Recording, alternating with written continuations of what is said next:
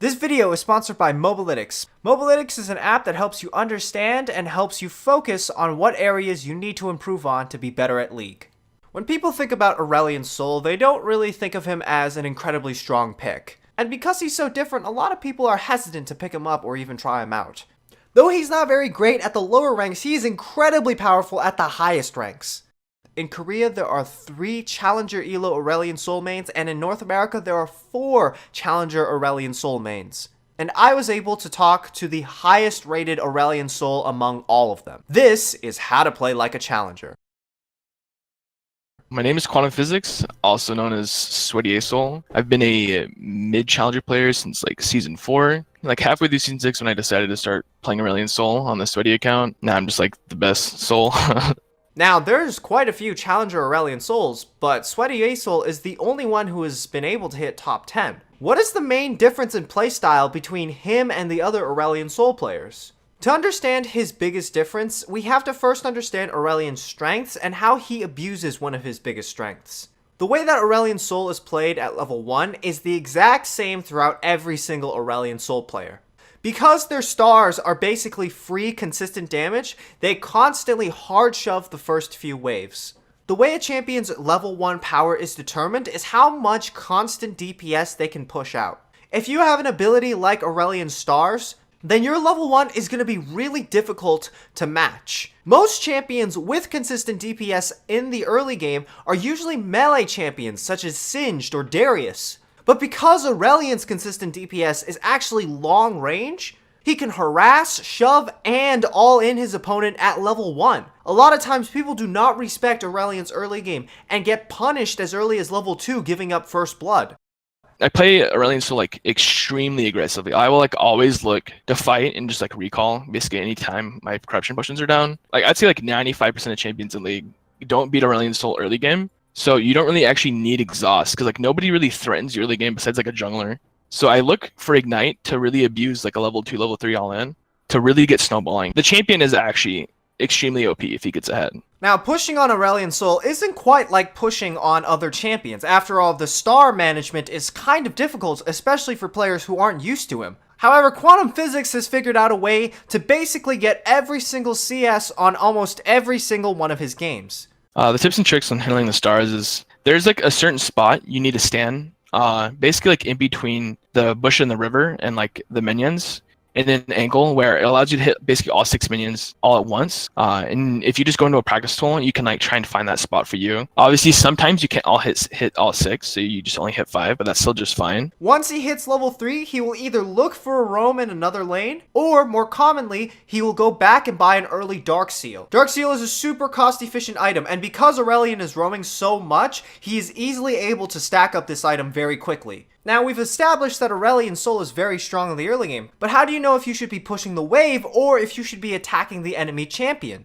To know when like you're supposed to shove or to go for early kills in Sol, usually just like kind of depends on the kind of how the way the enemy person is reacting to you shoving the wave. Some people will like understand that Aurelion Sol basically is pretty dominant first few levels. So they'll just kind of like sit like at their turret, just basically waiting for you to shove the wave. And then there's some people who will like try and walk up and contest who hits level 2 first. And then basically if they ever like try and like misstep to try and stop you from hitting level 2 first, pretty much like at their casters to the point where your stars will also hit them, you just basically on at that point, to the point where you're also going to be killing the minions on top of also hitting them.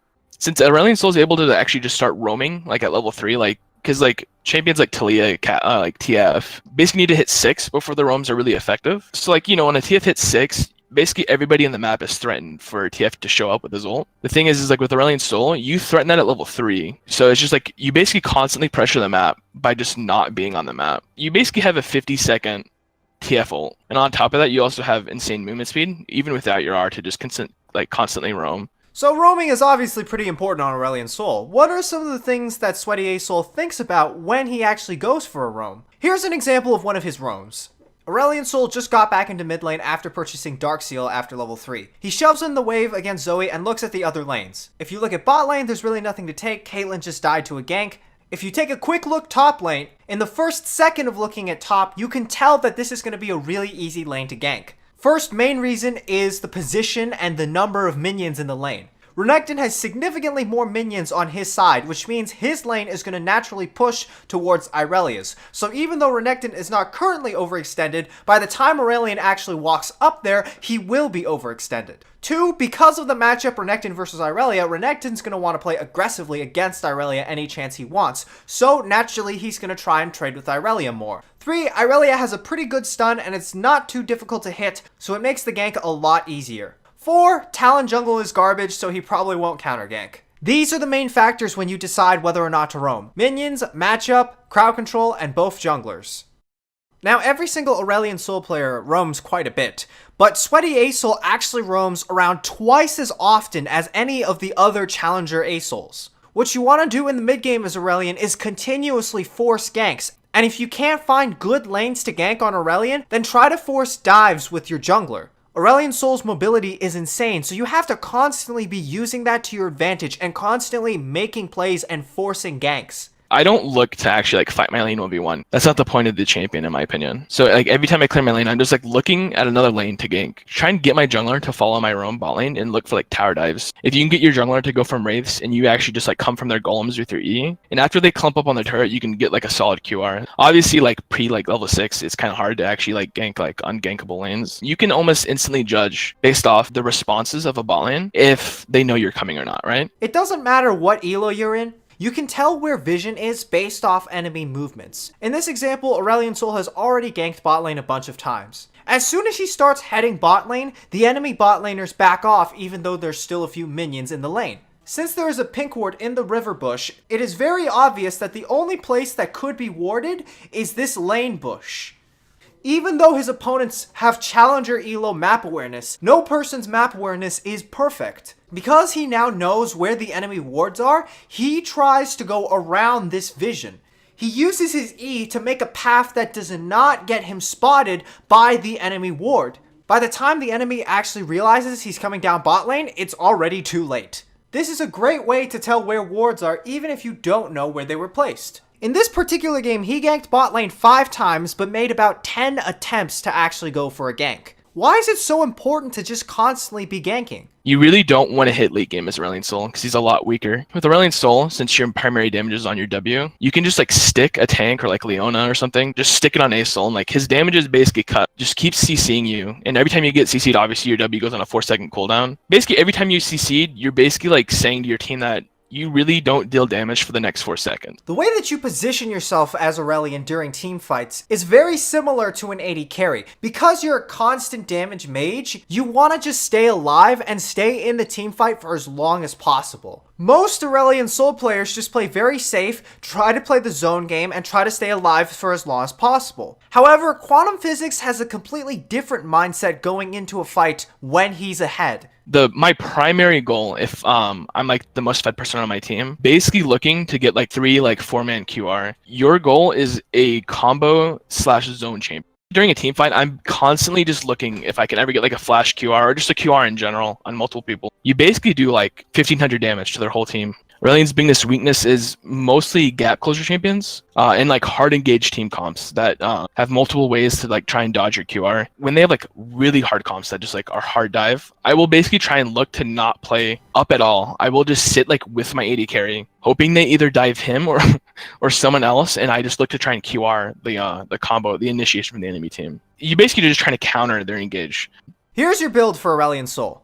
Start Corrupting Potion to get mana for your first push. Back once you have enough for a Dark Seal and a Control Ward. Then get an early Boots to help utilize your stars easier. Rush Rod of Ages as soon as you can so you can be a little bit more bulky. Get Tier 2 Boots as soon as you finish your Rod. After that, if the enemy team does not build magic resistance, you can rush Morellonomicon for extra damage. If you fall a little bit behind and your roams aren't really doing the job, or if your team is really strong, get Rylai's Crystal Scepter instead for the utility. Then you can go either Liandry's, Voidstaff, Rabadon's, Zhonya's, or Shirelia's Reverie. Liandry's is only really good if you're against multiple tanks. Voidstaff is always a very safe pick. Zhonya's if you're getting Dove a lot and you want a little bit more zone control. And Shirelia's Reverie is amazing for a little bit more speed up and engage. For your abilities, start W for push, Q for more push, and E for roam potential. After that, max W, then Q, then E. For your masteries, go Phase Rush for the movement speed, Nullifying Orb, Celerity, and Water Walking. Celerity and water walking are very obvious because you spend a lot of time in the river trying to look for roams. Mana flow band is somewhat overrated on Aurelion Sol because he doesn't really need that much mana in lane. For your secondary tree, go Time Warp Tonic for the extra Corrupting Pot power, and Minion Dematerializer so that you can push faster. I think the main reason why people should like play Aurelion Sol is generally if you really like roaming champions, like kind of like TF and Talia, who just like push their lane and roam. You're not really like a strong actually like laner when it comes to actually just straight up 1v1ing. As Aurelion Sol, you don't gotta like kill your laner to win 1v1 mid lane. You win 1v1 mid lane by like keeping up the same farm but also pressuring the map. Basically, he is the ghost of mid lane. By simply not showing up on the map, he is haunting the other lanes with the potential that he's about to come down there and fuck them up. He's scaring them by not even existing. If you want a mid laner that's constantly pushing, constantly ganking, and constantly making bot laners feel afraid for going in, then Aurelion Sol is perfect for you. Thanks for watching. You can check out Quantum Physics' Twitch channel in the description below. He doesn't just play Aurelion Sol, he plays a large number of mid laners at a Challenger Elo level as well. Thank you so much to the Patreons, Maya81 and WaywardSparks. If you want to do more to support the channel, you can donate to my Patreon. You can also check out my Discord server at discord.gg/donhwap. That's it, bye!